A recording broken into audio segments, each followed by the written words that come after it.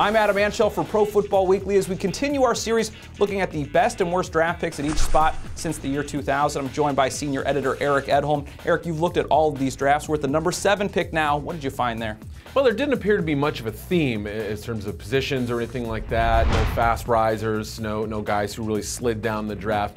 More of a best player available approach there. No flat-out awful picks, some solid NFL performers throughout this handful of guys, but no real impact guys save for one, and that was Adrian Peterson. That was our best pick. And you know, if there was a slider, it was him. Some people thought he could have been a top 5 pick. They worried about him, you know, wearing down in the NFL, the physical style with which he ran.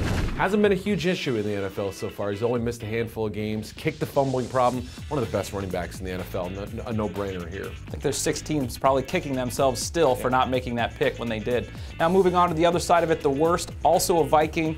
Tell us about it. Yeah, the Vikings picked 3 times in the last decade here. One was Brian McKinney. He's been pretty good, at times not great, but the worst pick was Troy Williamson. And there was no doubt that he was handpicked to replace Randy Moss after they traded him to Oakland. And Williamson, despite all the physical speed, the tools he had, he didn't have the eyes or the hands for the position. Concentration issues, drops. Became that speed merchant, would catch an occasional long bomb, but never a complete receiver in the NFL. And we saw him bounce around then trying to move on with the Jaguars. Just never really happened.